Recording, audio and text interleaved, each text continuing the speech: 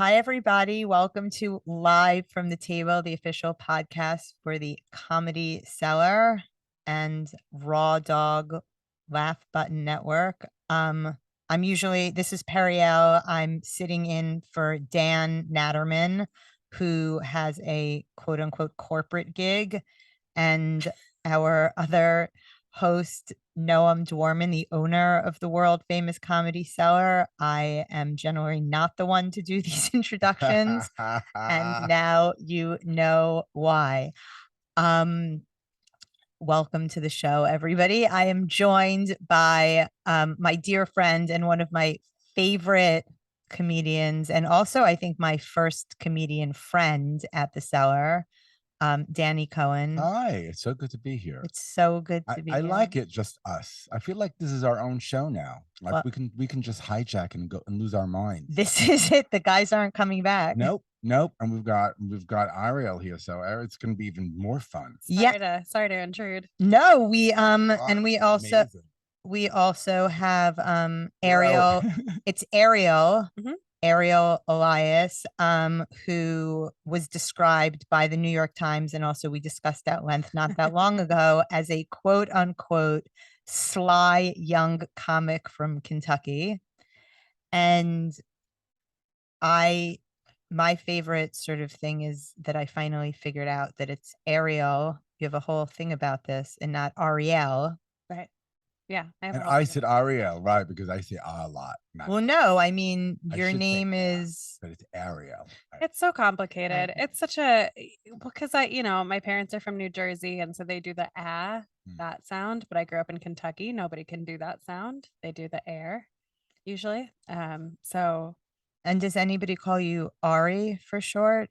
No, like one person. maybe. I always, if I had realized that's such a cool nickname, Ari, and I what a missed opportunity when I went to college. It's not too late. All right. Hey, how's it going? Ari? Anyway, I'm sure this topic has been like done to death, and I'm sure you're sick of talking about it, but I don't know that our listeners have heard any of this story before. Maybe they have because it's been everywhere, but you recently got a beer can chugged at you. Sure. So I was doing a show in New Jersey. Wait, how sick of you were telling that? Yeah, I was like, are you sick of this? You know, She was just like, record. Yeah, Hold I on. know. Yeah. It's Okay, like, do the abridged version so we could just fill Sure, everybody I can in. do it. My eyes will roll back Okay. and I'll just hit play. Did a show. It was going fine. I got into a back and forth with a heckler, where she asked me if I voted for Donald Trump, and I said, "What do you think?" And then we got into it a little bit. I thought it was done, and then her husband threw a hard seltzer at me, and it missed. It hit right next to me, right next to my head, and then I picked it up and I drank it. because it was almost full. Yeah, I think it was because that club is BYOB, Mhm. so I think it was unopened. Right. Oh, wow. It was heavy. Like when Mhm. it smashed at the wall, I'm like, oh my God, he could have like hurt her. It wasn't even like I had an empty can thrown at me like 25 years ago, before social media. But it was an empty can. I'm so An sorry empty for your Yeah, and it sort of loss. just like landed on the stage, sort of like bounced, like really just non-threatening, but like also like, what are you doing throwing a can at me? But that was scary. That was Yeah. crazy. So And first, then a hero. Drink- heroic. It was a rock and then star move. rock star move. It was Come a on, total rock chugging star it. move. Oh Right. yeah. So first of all, what really I loved was that the person said to you, you're like, why do you think that? When they're like, you voted for Biden. She goes, I can tell by your jokes. And you said, and this was amazing, you go, well, I can tell that you voted for Donald Trump because you're still talking and nobody wants you to. Yeah. Which was fucking killer. Thanks. And you got a lot of crowd support. Which for was that. surprising because there was a very conservative crowd. Like a lot of people in that room voted for Donald Trump, but I think nobody wanted to talk about it. Right. And you also weren't doing like anything about that. Like, No, I wasn't talking about politicians. I never really do. I was talking about birth control and access to it and Mhm. what I use, which now is like very political, even though it shouldn't be, right? Mhm. Like our body should not be political, but they are. So I guess in that sense, I was talking about something political because but you're a baby killer. Yeah, because I have an IUD. How dare I? So, and then what happened after that? So you thought that did you think it was like over? Like it was a heckler? I mean, that happens. Danny, I thought you would be a great person to talk to because you have had all sorts of things. Well, is this the first time you've been heckled before? Totally. Right? Yeah. Is this the first time anybody threw anything at you at stage? Yes. Are you ever concerned about that? Did that ever cross your mind, like of getting shot on stage or someone throwing a chair at you? I think every room I go into, it's like, what's the exit in case somebody like I for a long time I couldn't go to movies because I would have panic attacks thinking like there's going to be an active shooter. Right. But otherwise, not like more than normal in an enclosed space. But you Right. clock the room. I mean, Yeah. you're on a stage. I mean, you guys have been doing this much longer than I have, but you're on a stage, like you want to know what your situation, what your exit might be, right? Yeah. Well, it depends on the club. Like, when I'm at the Cellar, it's a policed room. I Right. never Sure. have I'm not worried about anything like that happening at the Cellar. It doesn't even cross my mind.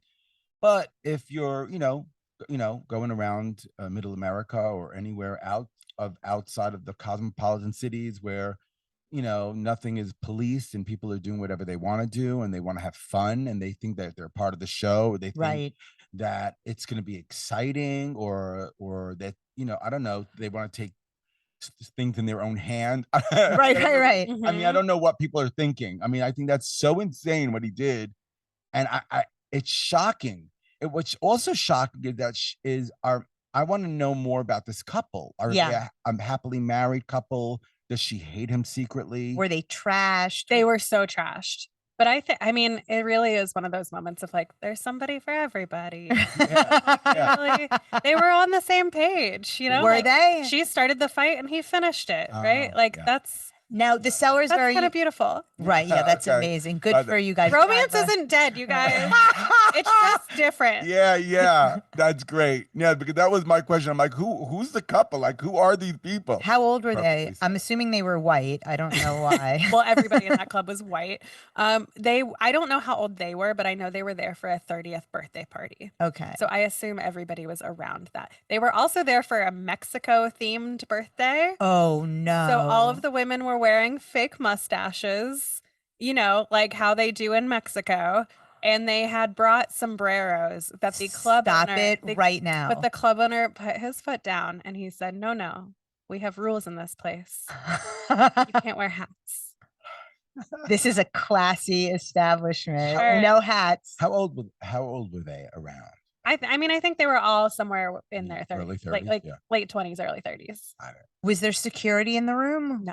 No, never. Just the club owner and two very sassy waitresses who I do think would have gone to blows for me. So what happened after? How many people were in the room? Was it full? It was like, it's not a big club. Have you been there, Danny? Where was it? So, It was in South Jersey. I don't want to say the name. Of the Okay, club. They've don't. gotten enough publicity. they've gotten enough press off of me. Yeah.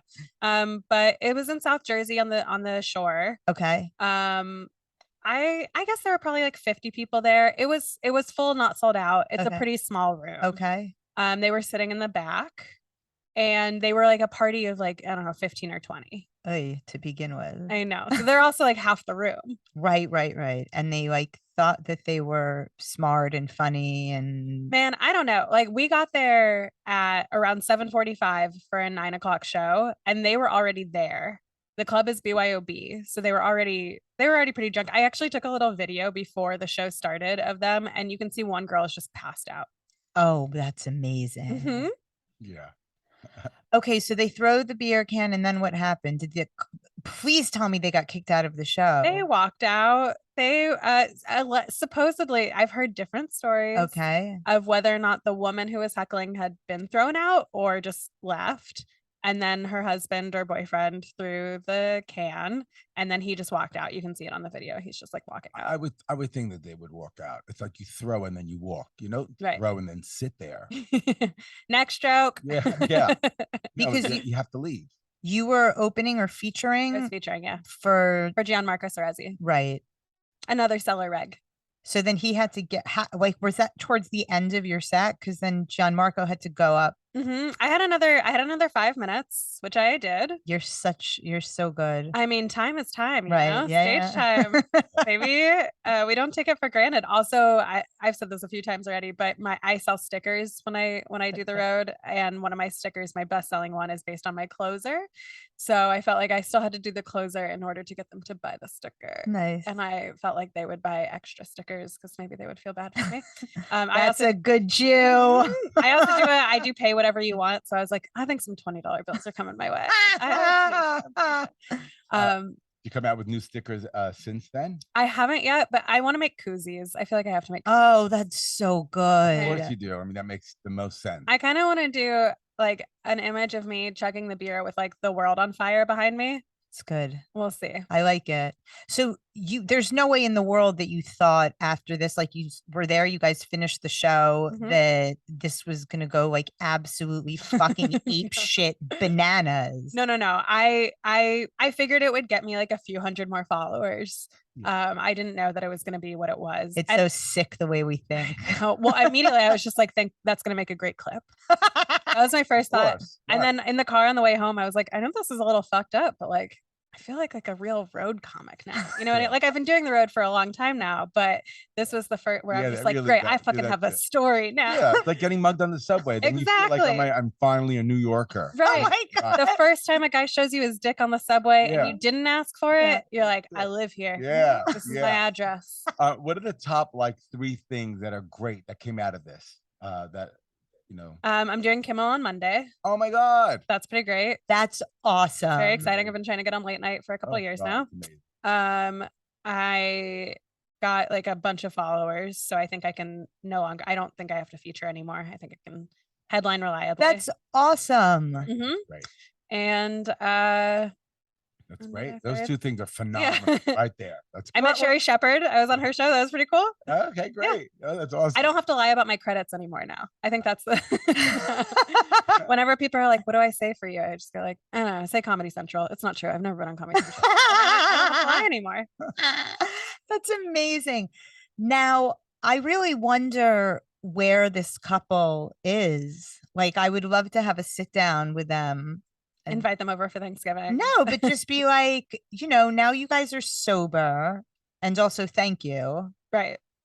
Yes. Right. And what do you have to say I mean, like, that's such abhorrent behavior, right? Like, what kind of bullshit is that? What have you gotten thrown at you? Yeah, I mean, these things can happen. People are crazy and they'll do anything they want. So yeah, I mean, What did you do when somebody threw a can at you? The empty can. I called me a faggot and then threw a can at me. And then I was like, oh boy, this is going to be a great show. At the beginning of your set? Nobody laughed. It was in the beginning of my set. And it just, the whole audience they just shut down. It just destroyed the room. And I knew this. I'm like, oh, so you're gonna let a can and him calling me a faggot to really shut you guys down?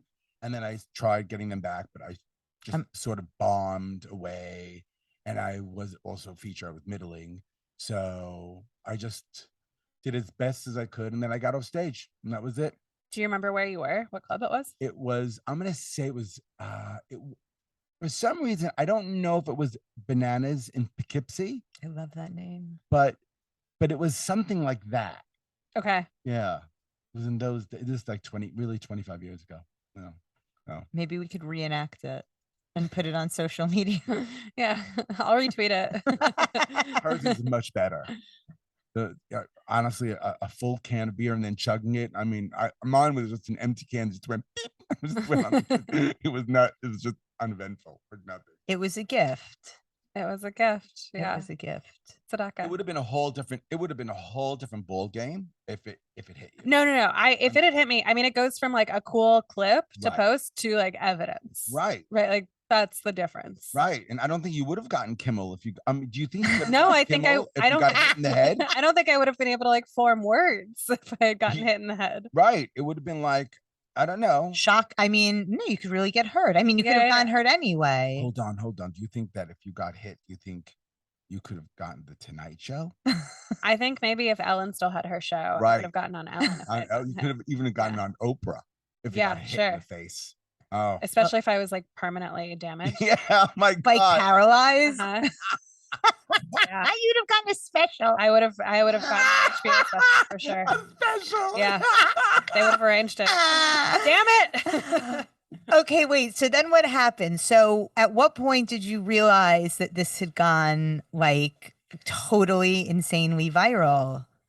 I think when Whitney Cummings DM'd me and was like, call me, and then gave me her phone number, I was like, okay, Wow.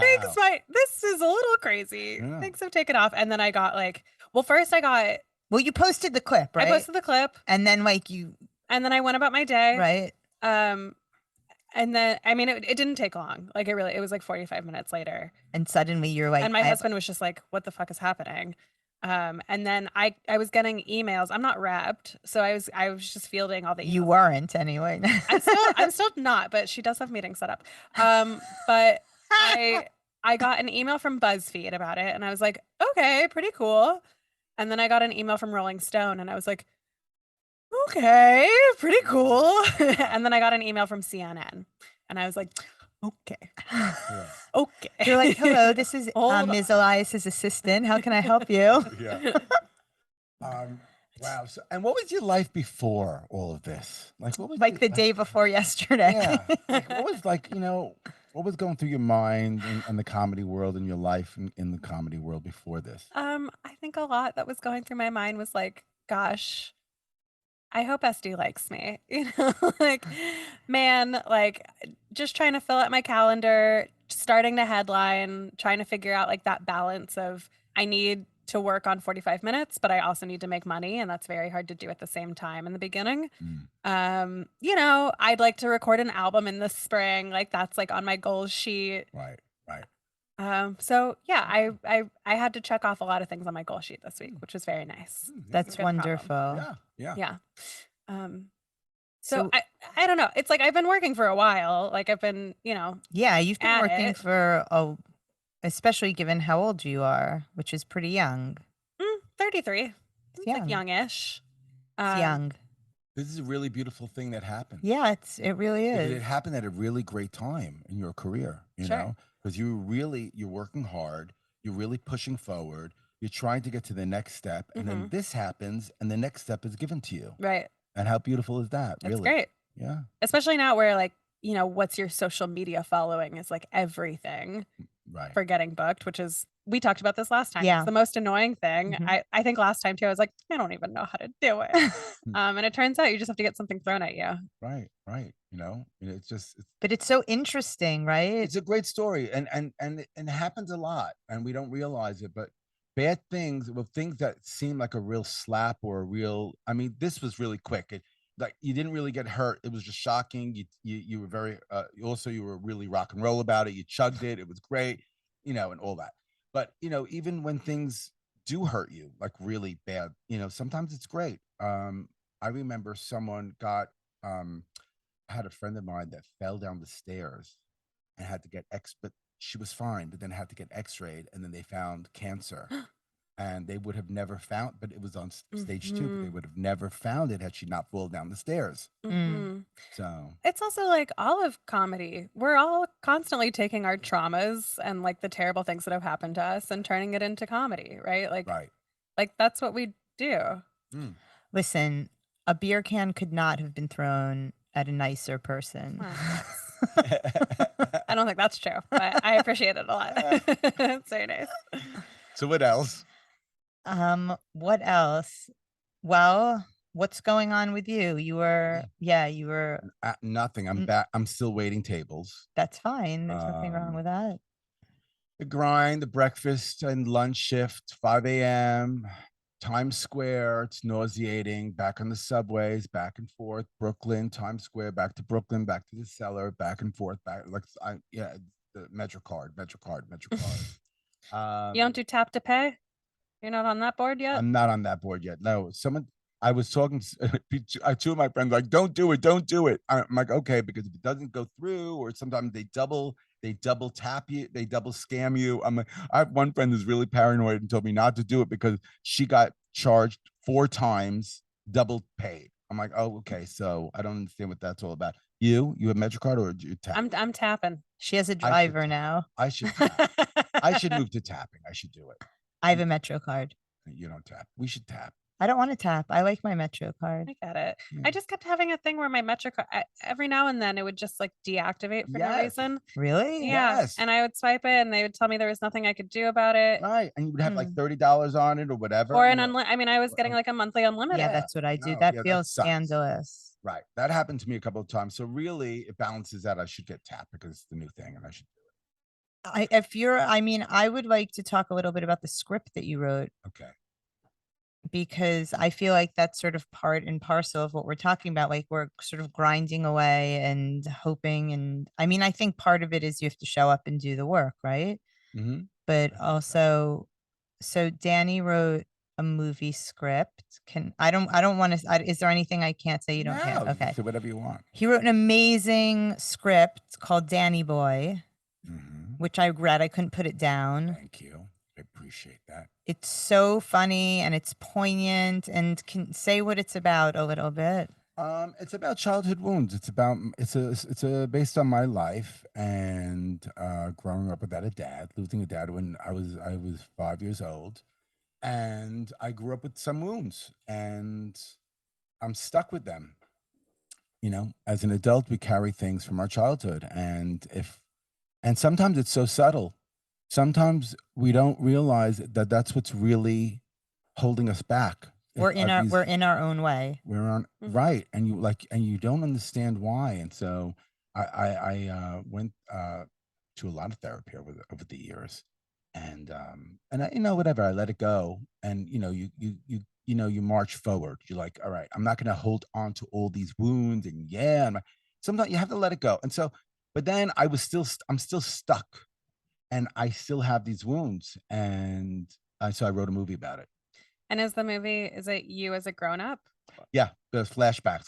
It's a grown up and then me as a kid, and grown up me as a kid, and back and forth. And I love movies like that. It's like a popcorn movie. It's a fun Mhm. movie, and that sort of like split. Very 80s. It takes place in the 80s as a kid to early 80s. I don't know if I love that you call it a popcorn movie. It feels like a little bit condescending, to be honest. A Really? little bit. Like let's I see, say that about. Mermaids is a popcorn movie. Okay. Popcorn's my favorite food. Yeah, and it's like, you want to enjoy it. You go in and you have a really good time, and you walk out crying, and you laugh a little bit, and you cry a little bit, and it's just like a feel good movie, but it's hopeful, and it's a really Okay. All right. Then Yeah. maybe I was It's not like an misinterpreting. Oscar. It's not going to win an Oscar. I mean, I didn't write an Oscar movie. I wrote a fun movie that's going to make you cry and make you laugh, and then make you feel like $1 million when you walk out. That's Oh. what I want. That's really nice. Yeah, that's all. I want you to feel great when you walk out of the movie, and I want you to cry, and I also want you to laugh during the movie. So that's it.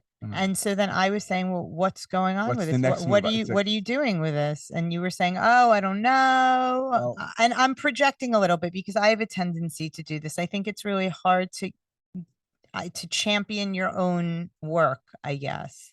Well, I'm not. I don't. I'm not represented by anybody, so I can't give the script to anybody to give to anybody. So that's not going to happen. So Well, you can give the script to anybody to give to anybody then. but that's never going to happen. I don't know if that's true. I don't believe that people give scripts to other people. Like, I don't believe that people do other. That's not. I don't. Ariel? I don't know. I've never written a script. Mm. Would you consider trying to make it on your own, or at least make a few scenes and put those out and see if you could get it crowdfunded or something? Yeah, like maybe 10 years ago, I would have done that, and I've because I did all that. I did all that, and just so much failure, so much failure, and it's like it gets exhausting. The failure after failure after failure after failure. It's so much it's just so much failure, but and I'm still here with hope. So it's like, not that I didn't give up, but it's just, I feel it's going to happen. I just don't know how it's going to happen, but I can't really make another move. I wrote it, and that's as much as I can do now. Is it failure or is it rejection? Because I feel like failure implies that you've done something wrong, whereas rejection just implies that you weren't right for, like, they didn't accept it. Somebody didn't accept it. It's maybe a mix of both. I may have done a lot of wrong. I may have, but I don't believe in that. I like the word failure because, you know, it's an easy word for me. It doesn't hurt me. Mm, Um, but because rejection does. rejection, what's worse, failure or rejection to me? I think worse. I think rejection is worse than failure. Because failure, if everybody fails, we all fail. I mean, we constantly fail, and then we keep going. I mean, that's what we do. Otherwise, we'd all be dead. I mean, I think life that is all about failing. Well, first of all, I'd like to point out that I believe it was the owner of Starbucks who had like 54 failed businesses Yeah. before. So I don't know. Unbelievable. That guy's that guy's a rock star that he finally succeeded. But that's the only way any of us Right. succeed is Right. like, I mean, I think that we deal with maybe an extraordinary amount of rejection and failure in what we do because we put ourselves out there over and over and over and over again in like regular life. It's not really like that, you know, if you're like a doctor. Right. It's not like patients are coming to you and they're like, you're the worst oncologist ever. Like, it just doesn't work like that, right? Right. Doesn't. No. So, and like we bring it on ourselves, right? Like we put ourselves in like the exact situation that we are, you know, you find your audience, right? Like you find some way to make it happen. So anyway, it's written. If anybody wants to read it. Yeah. So to our 3 listeners, any 3 of you can help us. Me. Can I read it? I can't help you, but can I read it? Yeah. Would you like to read it? Yeah, I would love to. Oh, I love that. Okay. I'll send it to you. Thanks. Okay, I thanks, appreciate Danny. it. There you I'd go. love to hear what you think about it because I wonder if it's good or if it's not good. I don't know if I I don't know. So when I because I haven't picked it up in like since COVID. It's a great fucking movie. Right, so and like I you don't can even see it remember it. too, like you're reading it and like you can see that it's a movie. Oh, okay. That's great. Had you written a movie script before? No, but my jokes are very colorful. I paint. When I write, I paint. It's like that's how I write. I write like a painter. I like to paint stories. Okay. So so the script is a very colorful, like it really flies off the page. I know when I write, like it just comes alive. And that's how I like to write. So, but I've always written like that, I just never got work. I never got work. Do you sit down and go, I'm going to write Yeah. this story. I'm going to write this joke out. Well, I've been toying with the idea of, a joke. Yes. Yeah. Yeah. It comes to me and then I attach it with a lot of poetry. So yeah, like something funny will happen. And then I'll be like, oh, I like, let's say, I don't know, like umbrella. Oh, I love the word umbrella. That could be like a beautiful punchline, something with an umbrella. And then I just write something about an umbrella. And then I just sort of color it in. And then that's a joke. Because all my joke, nothing is true on stage. I don't write anything about the truth on stage. Interesting. Yeah, my truth would be confusing as hell to the audience. They would just stare at me. They wouldn't laugh. Yeah. My truth doesn't make sense. That's so interesting to hear you say, because you're the one who always tells me when I'm like freaking out, like about to get on stage, you're like, just tell the truth. Meaning in the moment, just be in the moment. Yeah. Just be honest with what's going on. Yeah. That's as honest as I'll be. I'm always honest with where I am on stage, but what comes out of my mouth is absolute bullshit. You're just making things up. I'm just a bullshitter. I've always been a bullshitter. And I love bullshitting. That's why I never That is so funny. got through school. I just bullshitted. I was thrown out of class all the time. You tell like the wildest stories too, and people believe them too. You have to make them believable. You said that somebody during COVID, you said something that you had like a family of Wuhanese that had moved into your building. Yeah, no, ICE came and took them away they put them in cages in my hallway, and I heard clanging in the hallway. And I was like, what's going on? And I opened my door and there were and my neighbors were in cages being dragged down the hallway, and they were stenciling my kitchen. So they couldn't finish stenciling my kitchen at the time. and they started screaming, we'll come back, and they were being dragged down the hallway in cages. And then so instead I have I have a kitchen that's half stenciled, and the wall that's not stenciled, I bought a painting of a llama, and I put it, it's gorgeous. You would love it. I'll show it to you. I'll send you a pic. When I send you my script, I'll send you the picture of my llama and my half stenciled kitchen. And one of my friends heard this and she was like, do you know that your friend Danny Cohen had like a family of Wuhanese people stenciling his kitchen? And I'm like, are you a fucking moron? Oh, that's really funny. And did you start that story by looking at your kitchen and you're like, it's half stenciled? What would be a good backstory for why it's only half stenciled? So yeah, I don't know what came first, the Wuhanese or the stencil. I really don't. I feel like the Wuhanese came first and then the stencil came. Boy, I don't know what came first. That's interesting though, that you bullshit all the time, but it sounds like this script is like a very honest, like telling of your life. Yeah, the through line, the wound is honest, but the story and most of the story is based on a true story. It's definitely based on a true story. And there are a couple of things that I added just because, you're writing a movie, so you have to add scenes. Right. So I added a lot of fun scenes, but a lot of the stuff is true. Did it feel different writing about something so honest? It was hard. It was hard because especially when as a child, writing as a child wasn't hard, but writing as an adult was very hard because you don't want to come off writing as if you're writing about, it's weird. You want to sort of write about a character, not about you. Mm-hmm. You know what I'm talking about? Right. Right. So it probably still needs polishing, that part, but the point got through. I think the point is through. I mean, you can always write and rewrite. Doesn't end to rewrite. Right. You can do it until you drop dead. So there comes a point I rewrote it like 4 times. I was like, okay, this is, I think, enough for now. And then the point is it's a good story and whatever, I think that when I'm writing about myself, I'll write anything as well. I mean, I think that the commitment's like to the story.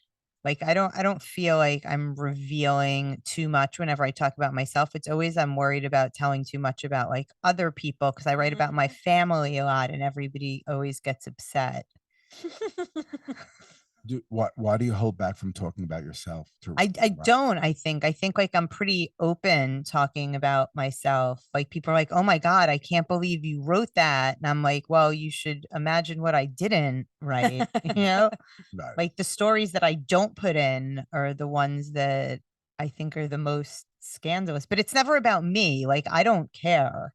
But my family has complained quite a bit over the years that they don't appreciate being written about. Everybody has this idea of what they would be like. Everybody wants you to write about them until you actually do. Yeah, I'll write about anybody in my family, but I won't write about my niece's rape. I can't. You'll just talk about this on the radio. That on the radio. Right. I can't talk about that, but I'll talk about a lot of other. I'll talk about me until I'm like until I'm dead on stage. Like I don't care. How do you write, Ariel? Where do you where do you? I do free writes every morning that are garbage, and so boring. And then for how long? From the second I sit on the subway, I'm on the last stop or the first stop, depending on how you look at it. And I live in Astoria, so I do from there until we get to until we go underground.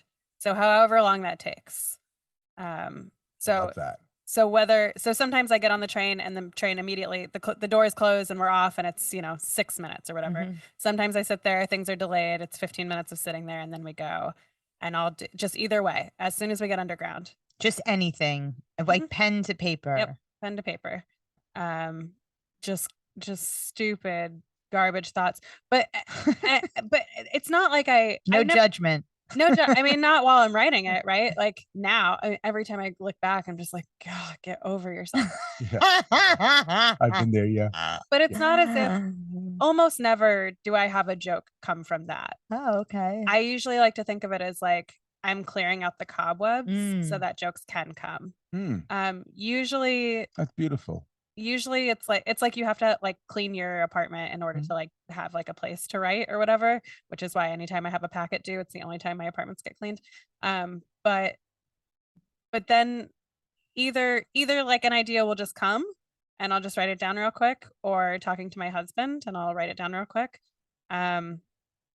But that's usually usually the jokes come like I write in lines. I don't really do too many stories. I'm more of like a setup punchline. But usually those just come. Okay. But they don't come if I don't do the free writes, or they come less often. So you have a notebook. Yeah. What brand? It's don't not. care. No, I got this one. The one I'm on now, I just got at a thrift store for $1. Okay. Do you have a notebook? I used to, and I miss my notebook, but now I write on my phone. Okay. That's so hard. I find it so hard to not get distracted, to not like, because it's right there, right? Like I'll just like open Instagram. Well, sometimes it something will come into my mind. I'm like, oh, I have to write this down. My phone is right there, and I don't walk around with. I don't have a like You don't have purse a backpack or backpack. Yeah. So have I a have my purse? phone. I wish I had a purse, but I don't have a purse. How do you write? Let's see. I usually carry a notebook around with Oh, me, yeah. but I also use my phone, and I feel like it's really hard to like manage all the different places of Oh, everything. Right. I think so. You have to choose one. I know. Right. What would you rather, the notebook or the phone?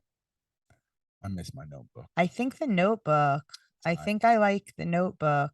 I'll also do like voice. Like I'll leave myself like voice note. Yeah, I've done that a Done couple that, of times. yeah. Have you? Yeah. Yeah. It's not my preferred way. Right. There's just something so nice about like finishing a notebook. Yeah. You never finish a phone. Right. Yeah. The document can be as long as you want it to be, but the notebook, it's like I can kind of track my life a little bit based on which notebook I was on. Oh yeah, I remember those days. Yeah. Oh my God. I had 25, like when I first started, I had like that notebook, then the red notebook, and there was the yellow note. There were like notebooks, and like, oh, that's my old notebook. I don't want to even look at that notebook. That was like my first notebook. Oh my God. And I have them somewhere. Yeah. I have should them all on my bookshelf. I usually cover them with stickers that I get Me throughout too. during that time. Yeah, me too. So I can sort of also like a lot of comedy clubs have stickers. So you mark which clubs you did at that time. It's like a vintage suitcase Yeah. that's been around the world. Oh my God, it's gorgeous. And when Good. I die, somebody needs to burn them. Please. I do sometimes. This is very narcissistic, but sometimes I'll be writing and I'll think like, what will my grandkids think one day when they read this? They'll think that they've like come upon a treasure trove of grandmama's thoughts, and then they'll open it and they'll just be like, what the fuck was wrong with grandma? Grandma was fucked up. She had problems. It's really funny. There's a French brand of a notebook that I love. It's so pretentious, and you can only get it at like one store. It's called Yeah, it's exactly how'd you know? What's the spine all about? Is it like a spiral? Yeah, it's a spiral, and it has a couple of folder pockets. It's really Ooh, good. I like that. Yeah, it's really good. Soft, so it's a soft cover. It's a soft cover. It's called Claire Fontaine, or Claire. If you guys want to shout out, call me. Sponsor her. I would love to be sponsored by a notebook company. Claire Fontaine. Claire Fontaine or something like that. And once again, high noon, if you're listening, I am also open to sponsorship. What is that? That's the drink that was thrown at me. Oh, shut up. That's brilliant. Yeah. They won't. I keep trying to plug it. I've tweeted at them. I said it here. I said I'm just going to call it a beer until they sponsor me. Oh yeah, where somebody is dropping the ball in their marketing department. What flavor? I don't know. Somebody else asked me that too. I don't know. My dumb answer is like, tastes like maggoteers, but like I don't know. It's so fucking stupid. I'm just like, tastes like career bump, buddy. No, I don't know. I mean, they can make a new flavor for you. Yeah, that would be yeah. phenomenal. They could. Yeah. They should. MAGA tears MAGA is tears. amazing. Tastes like MAGA tears. You know what you should do? You should redo the Taste Like Teen Spirit. Oh, yeah. Okay, sure. I'll redo the whole song. Uh-huh. No, I'm not trying to. Honestly, I haven't got. Somebody asked me, like, have you gotten a ton of like a bunch of like MAGA people being like, fuck you, da da da. And I Yeah. was like, no, not really. Not mean, yet. And then I was like, well, there was this. I've gotten a few emails that were like, die, cunt, die, but that's normal. We get Oh my that all the time. Yeah, that's general stuff. That's not Right. yeah. I don't think that's specific to this event. Die, cunt, die is amazing. Sure. Can I make those stickers? Yes. Die, cunt, die.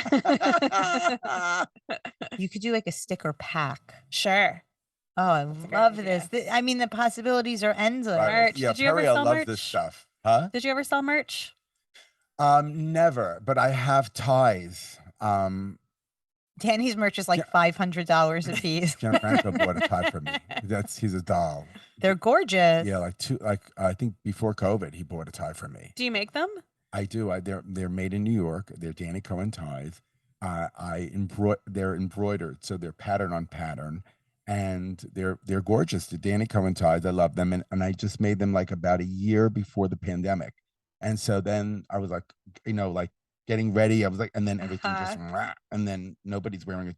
Everyone's wearing sweatpants during those 2 or 3 years, and it hasn't really. But people are killing them. That's Yes, right. They're right. I did a lot of that, but it works you as just a gotta make noose. them a little stronger. Yeah. Reinforced ties. Yeah, you can go in style. That's great. Danny Cohen ties. You Go can out in style. Oh, it's so good. I'll get a bunch of emails for that. But but I have them, and I don't have a lot. I have like 500 pieces. And I did bring them to a show once, but I don't have a joke about my ties, so it was ridiculous. Well, now you do. And they double as a news. Oh, they double. Well, yeah, it was just in pander, it's fun, right? To write a whole bit on it. Yeah, just talk about and then you hired somebody else to finish the stenciling because you didn't think they were gonna come back, but then they killed themselves with your ties. You found them hanging in your apartment. If something ever comes up, I've thought about it, but there's really nothing very interesting or dark about it. Like I can't figure out how, and I'm not connected to suicide. If I did attempt suicide, then maybe I can bring in my ties. Well, looks like you got your next project. Yep, that's it. Yeah, there'll be something to look forward to. No. Well, I do have a joke about suicide. Have you ever thought about suicide? No. You're not the type. No. Ariel? Thought about? Sure. Oh yeah. All the time. I mean, it's just nice to know it's an option. Right. I think about it a lot. You do? Yeah, but not in a serious way. Not in a way where I would do it, but I'm like, ugh. Wouldn't it be great if I wasn't here anymore? Like a lot of times, a lot. Oh my God, that's awful. But that doesn't mean I want to kill myself. I just don't want to be here. Where do you want to be? I'm not here. So that's just I think about that, but I don't love that. Oh, really? No. Oh, no, I'm not going anywhere. Okay. Don't worry about it. I mean, I actually know a lot of people who killed themselves. Like I grew up, unfortunately, I grew up surrounded by suicide, but that's a little bit hyperbolic. But I do know more people than probably one want to know. Yeah. Why is that? Probably just my personality. No. I don't know. One of my best friend's brothers killed himself when we were very, very young, and he actually found him. So that was kind of, and then I have an uncle who killed himself, and my friend's father killed himself. The list goes on. We got really dark really fast. Yeah. That's fine. I don't know anybody who committed suicide. I mean, I don't no one close to me. I know people that have done that, but no one really close to me. Yeah. But there have been a lot of deaths that are crazy. Well, your father's. Right, a building falling on. My grandfather was killed by lightning also. What? I didn't know that. Yeah, he was hit by lightning and he died, and which is very rare. You don't, first of all, it's very rare to get hit by lightning, but it's also very rare to die when you're hit by lightning. Really? Yeah. Most people survive that? Yeah. Huh. A lot of people apparently survive it. Where was He he? was in Egypt. Jesus. What was he doing in Egypt? Oh, my parents are from Egypt. Ah. yeah. Are you a Jew from Egypt? I am a Jew from Egypt. Look at that. Yeah, I'm the only non-immigrant in my family. My parents are from Egypt, and then they moved to France, and then I have a brother and a sister born in France, and I have another brother born in Kenya, and then I am the American baby. And where were you born? In New York? Brooklyn. In Brooklyn. Yeah. Because your father was in the Mossad, right? My father worked for the Israeli intelligence. What the fuck, Yeah. Danny? That's Yeah. fucking cool. Yeah. I It's mean, fun. dark. Yeah. It's cool. fun stuff. Yeah. So it's such a crazy story that because he is who he is, I thought he was fucking with me the first time he told me this. I know. What told you About what? your Oh, about my father. father. Yeah, right. Well, a lot of people hear this story go, "Oh my God, was he killed via terrorism?" I'm like, no. There was a crack in the wall, and he was closing up his store, and it rained for a few days, and it softened up the wall. It had nothing to do with Mossad. He had quit the Mossad. They didn't know who he was. He used to work in the Turkish mountains, trying to get Jews out of Syria via the Turkish mountains. That was his specialty. And it had nothing to do with that. He just happened to just get killed by a facade, a building that just collapsed, which is very normal, by the way. In the 1970s, there were buildings that were collapsing everywhere in New York City. My sister-in-law's mom died that way. Oh. A piece of a scaffolding fell off, or not scaffolding. It was this like a of a gargoyle? building. Yeah. Like yeah, like that kind of thing. Oh my God, we're in New York? In Times Square, yeah. Times Square, it's A crazy. couple years ago. Are you serious? Mhm. Oh, Yeah. I know that. I remember that story. Yeah. I Yeah. remember that story It's too. my sister-in-law's mom. Oh my God, that's insane. Yeah, it was really wild. But it's like, yeah, it's the amount of things that can go wrong and can kill us. It's amazing that they don't like it's amazing that it's amazing we're here. Guys, every day is a gift. Life is precious. Every day is a gift. Don't kill yourself. Yeah. That's true. I mean, that story is insane. Yeah. And the crazy part is that my mother went to get the car. And then, well, tell the story. I've heard it, but no, Well, there was a little bit a crack in the wall, and so it was raining for 3 days, and it softened the wall. So back in those days, in the 70s, when you closed, and he owned a retail store at that point. He gave up, working in the Mossad. They opened up a retail store in Brooklyn, in Queens, Corona, Junction Boulevard. Okay. And back in those days, when you closed the gate of a front store, you would have to grab a stick, you grab the top of the gate, and you slam it down. You didn't have a key that turned electronically. So he took the stick and he slammed it. When it slammed down, it came down and it killed him, and it killed a mother and her child. Oh my God. A woman that was walking by with a baby carriage, and they all got killed. And how old were you? And I was 5. My sister was 15, and my brother was 13. I had another brother at 8. So my mother comes back with the car, and there was a blockade, and she's like, "Oh, there was a collapse," and she's like, "Oh, I'm here to pick up my husband." What store collapsed? And they told her it was the electronics store. She freaked out. She ran. They taking him to the hospital. So she got back into the car. What hospital? She went to the hospital. And on the way to the hospital, she got into a horrible car accident.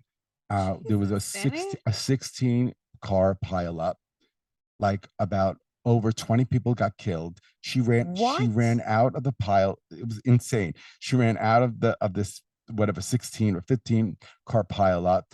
She ran. She was like completely full of blood. She hit her. It was crazy. She ran to the hospital to find her husband. And they were like, "Oh my God, were you in an accident? Were you in the collapse also?" She's like, No. I was in a car accident. I'm here to see my husband. Oh, he just died. And so there she is in the ER, full of blood, and just finding out that her husband is dead.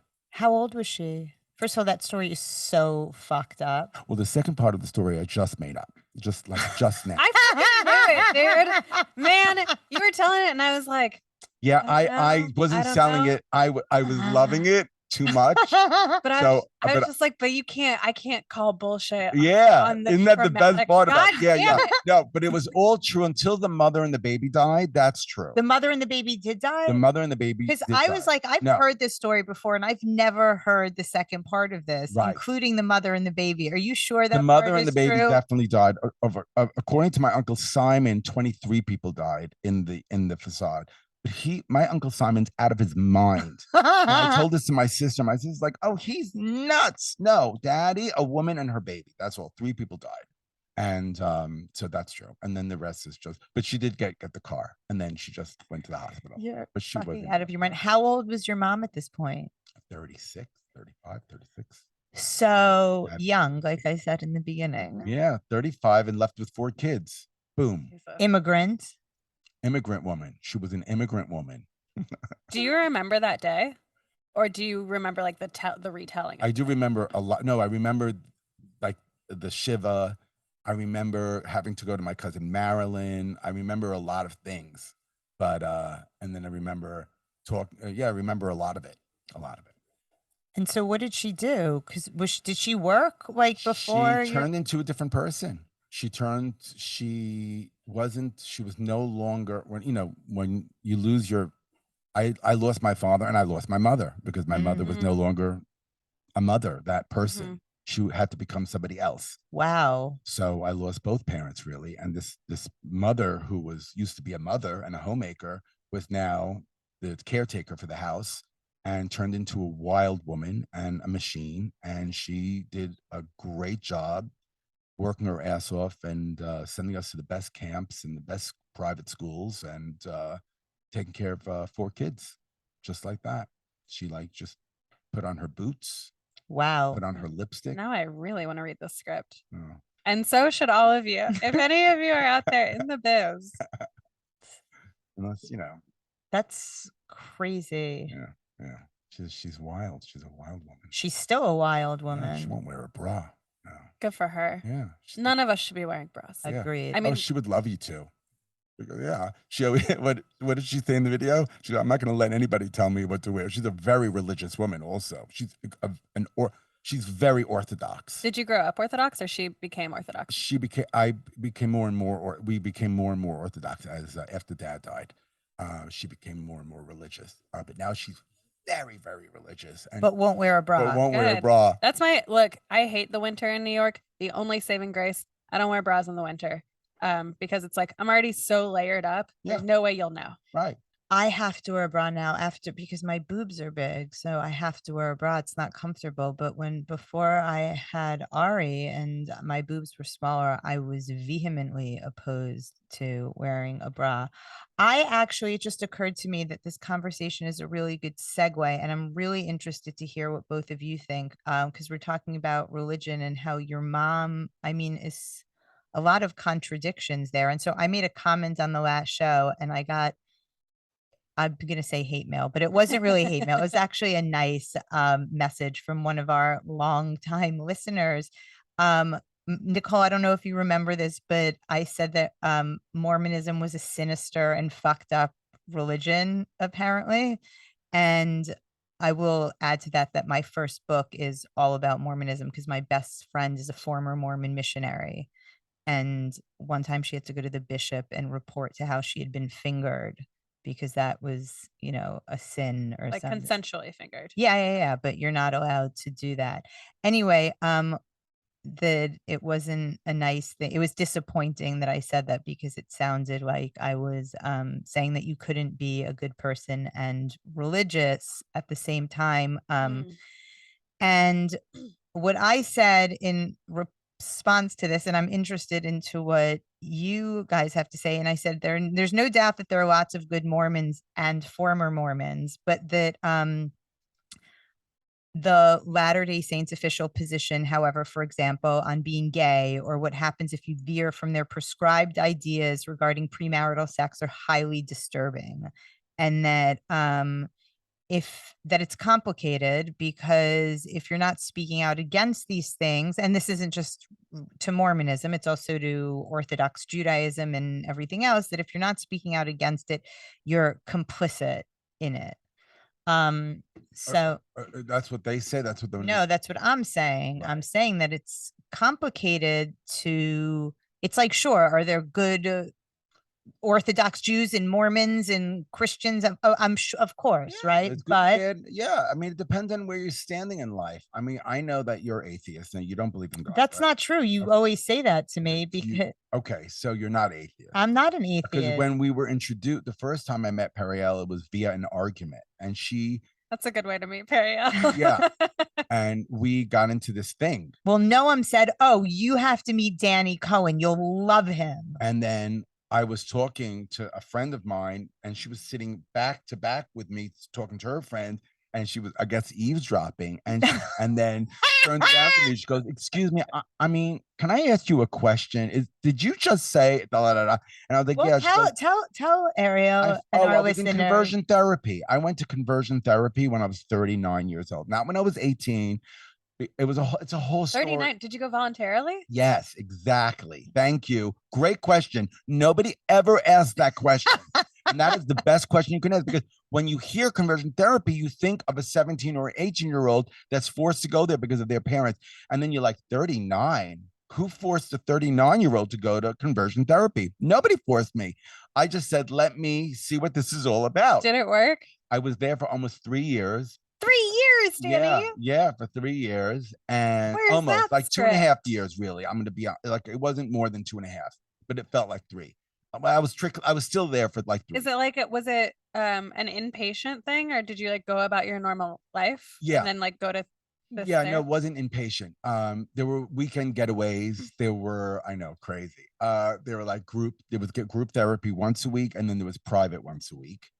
With And who's qualified to run these there were things? Mormons. Oh, for the love of God, you are Mormons. kidding. You never told me that. Yeah, it was run by and Arthur Goldberg. Arthur Goldberg and a can't. bunch of Mormons. Did you fuck a bunch of people? No, I can fuck. Just seems like a great place to meet guys.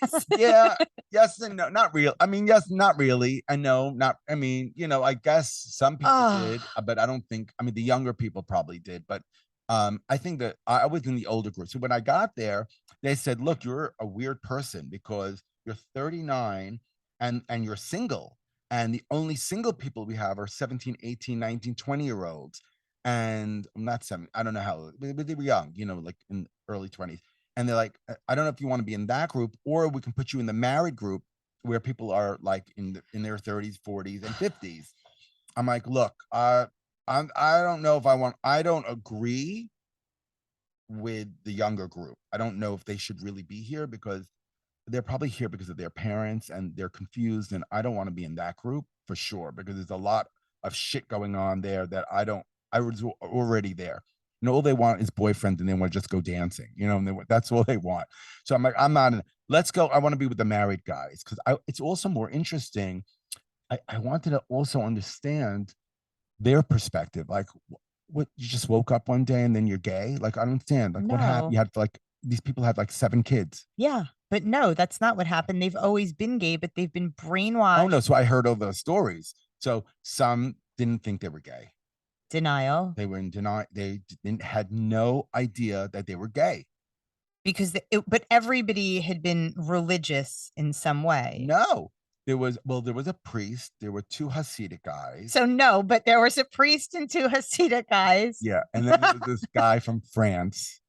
I don't know what he was. Okay. He was Just European. Yeah, he was European. He owned that 4 notebook kids. company. Yeah, he was like just this gay guy from France. Okay. And he was married and had 3 or 4 kids, I think 3 kids. And he just didn't want to be gay. He just wanted to stay with his wife and raise his kids. And he wanted that structure. He wanted that. He wanted that for his kids. He wasn't religious, so he didn't come from it from a religious perspective. He just wanted it for his kids. I don't know. I never understood his perspective. Okay. What did you want? Like what? So at the time, I had become a religious Jew at 39. So I became religious, and then I just told my family that I was sort of observing again, like, whatever, just, as a matter of fact. And then my brother, who's a rabbi, an Orthodox rabbi, said, "Oh, so are you dating?" I'm like, no, I'm not dating. And they're like, oh, now you should start dating because you're almost 40 and this is it. You have like, this is, I'm like, Dating men or women? dating women. They wanted me to get married and have kids. That's part of Judaism. Judaism is structured around the family, around Or heterosexuality. Orthodox Judaism, because there's other sects in Yes, Judaism that you right, can right, be gay and right. married. Torah Judaism, right. Orthodox Judaism, yes. But wait, you had been out to them before this as gay. Yes, but my mother, she always forgets that I'm gay. Like she'll always forget that Forgets. she does. She just doesn't remember. She doesn't. She refuses to. She goes, oh yeah. So and she always like just this summer I go visit her. She lives in Israel. My whole family lives in Israel. So I visit them and they, and they're just total denial. Now that my mom is still in denial, but my brothers, I know my brothers were never in denial. My sister was never in denial, but my mother, yeah, she refuses to acknowledge that that it's a thing, that it's real. So, yeah. So, how do we get to this place? I was read 39. that you went, and so then you went to. So you became religious. Right. They asked if you were dating because you have to get married. And then how did that lead to you deciding to go to conversion therapy? Oh, so then my brother's like, oh, let me send you this this website. It helped a couple of people that I know. I'm like, okay, whatever. I looked at it. I'm like, okay, let me go. So I went for an interview, and that's when they told me, what group do you want to be in? I'm like, okay, that group. And then I like 2.5 years later, and then I was. But why was they talking about being in a conversion therapy group? I forgot why. Who cares? This is Yeah, fascinating. right. There was it's like it led to this because Yeah. I wouldn't have said that. No. I think. Oh, that's what the argument. That's how we met. Oh, that's right. And she's like, that's homophobic. I find your conversation homophobic. I was like, that's horrible. That's so fucked up. Conversion therapy is awful. Like, that's not a thing. That's not Right. real. You can't do that. And he said, I can do whatever I want. I said, I have a right to do whatever I want. Right. Sure. Right. That's Just fair. like, right. So I said, so you can't tell me that it's this or that. That's a horrible thing. It's like saying No, you can't get an abortion. No, it's not like that at Why? all. Why? Because most of first of all, conversion therapy isn't real. Like, that's not a thing. It is. I mean, it not. is. You can't convert somebody from being gay into being straight. It worked for a couple of people. Who apparently, I would like in the group that I was in, and they're still not gay. It's not even a matter of working or not working. It's a matter of trying to figure out how to make it work. So, but because being gay is inherently quote unquote bad. That's right. That's why. So if you're a religious person, I understand you're following divine law. I understand the idea. Yeah. No. Why are you arguing? Why are you saying no? Because it's made up. It's a patriarchal, heterosexual. That's your opinion. I don't think it's my your opinion. Yeah. I mean, it's my opinion also. There are millions of Orthodox Jews that will tell you that Torah is divine law. You know what else? There is the highest suicide rate in Orthodox Judaism for young gay men because their parents sit Shiva for them when they come out. So, we could talk about that also. That's like also fucked up. Is it really yeah. the highest suicide rate? That's the highest suicide rate. To tie it all together in a nice big bow. Wow. Yeah, it's not an easy thing. It's not, religion is not an easy thing. It's not. It's very difficult. And you can't just tell young boys that they're, inhabited by the devil or God knows what they're telling them, and you have to go to conversion therapy. I'm not saying that the Jews or the Mormons do that specifically. Everybody calm down. They don't say that, but they'll say that it's not allowed. It's not permitted. It's not allowed. Well, any religion has an extreme sect, right? And those are, man, it's so complicated. It's one of those things of like, my husband and I, we get so annoyed with like Hasidic Jews. Hmm. It's one of those things where it's like there's something like visceral about the reaction that I have when I see a Hasidic Jew, because I grew up in Kentucky. I grew up around very few Jews, and I remember when I moved to New York and I would see a Hasidic Jew, I got excited because Right. I was like, oh my gosh, my people, and then realizing like they don't see me as Jewish, Right. at all. Right. And it's this thing of like, but they're the most visible of us, Right. right? Well, they're still wearing the garb. They're so Right. obviously Right. Jewish. Right. And there's something about, Is that true that the Hasidics don't see us as Jewish? Mm-mm. correct. They're not cultured, so they don't know that there are other Jews. They only know about themselves. They don't know anything that's going on outside their bubble. They have no idea. They don't know what a Sephardic Jew is. But they also only see their way as the right way, right? Mhm. Like if you are not constantly reading Torah and interpreting Torah, then you are not Jewish. And we're And if talking we're about not constantly talking about Judaism, this would not be live from the table. right. And also we're talking about the majority of the people. We're not talking about all the people. Because Right. people are like, oh, Right, all of right, them. right. We're always talking about a larger. I'm Sephardic too, by the way. Oh yeah. Hey, bud. Oh, yeah. So Where are Sephardic. your parents from? Well, I'm half Sephardic. My mom is like Eastern European, like We Russian, blah know. blah blah. But my dad is Spanish, Greek. Oh, okay. And how did they wind up in Kentucky?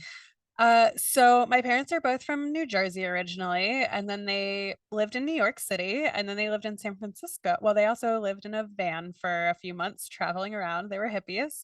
And then my dad is an English professor, so he That's got a job at Eastern Kentucky University. Wow. And that was when I was, I don't know, 3-4 weeks old. And are they so excited about the beer can? They're so excited. They were on vacation, and I had to I wasn't going to tell them until after they got back because I didn't want them to worry. Oh, And then when the video started going viral, I was like, oh, I have to tell them. So I texted them of like, hey guys, hope you're having a great time in Charleston. I just want to let you know I'm fine, but there's a video of me going pretty viral.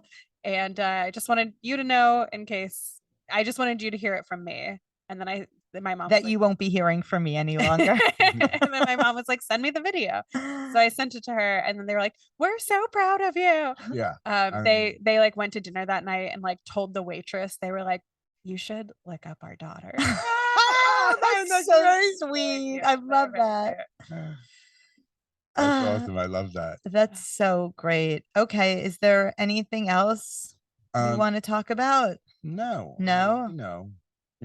Autumn is here, and that's And Sukkot is upon us. yeah, and we're headed into a beautiful autumn season. I So feel I'm like excited great about things are coming. Yeah. Danny, are you still religious? I am religious. I am, but I fall off the wagon a lot. But I consider myself an Orthodox Jew that just can't keep up with the rest of them. Maybe they can't keep, maybe they haven't caught up to you yet. Did you ever consider that? Maybe all of them. No, I don't think I'll ever consider that. No. Well, Will you work on Friday night? No, I don't work on shit. You don't put avails in for Friday night? I don't. You don't? Wow. No, I never do. And I don't. And then I tell Esty, and if Esty's listening, on Saturday night, I'm like, after 8 o'clock or after 9 o'clock or after 10 o'clock, but now Shabbat's over at 7 o'clock or 6:50. So now I just do Saturday night. So I just say Saturday night now. Like last week's avail was just Saturday night, Sunday, whatever. But I didn't know that you don't work on Friday night. Right. That's why I wait tables, because I can't do the road. So I wait tables, and that's why I don't develop, and that's why I'm 54 years old and still like, hey, you want some milk with that or cream with your coffee? Are you like vehemently against them ending daylight saving time? Because if that happens, then the winter it gets dark later again. Oh, so then what? Does it? Like the idea is that we'll just stay on daylight saving time forever and we won't go back to standard time. So right now in the winter, when we go back to standard time, it gets dark at like 4:30. But without it, it's 5:30. Yeah, no, that's fine. Okay, it doesn't matter. Okay. It's too early. Sure. That's not gonna affect. Are you Shomer Nagia? No. Okay. No, not at all. which for everybody Oh, out yeah, there sorry. means that you're not allowed to touch somebody of the Opposite sex. quote unquote. A man is not opposite. allowed to touch a woman, but a woman is allowed to touch a man. Really? Yes. I didn't Oh, know that. God, it's so enraging. Women are allowed to touch men? Yes. Why? Why? Because it's not their sin. It's Oh. the man's sin. You're not wasting. You don't have any seed. You're I have a gonna lot waste. of seeds. Okay. No, you don't. You have eggs. You can waste all your eggs you want.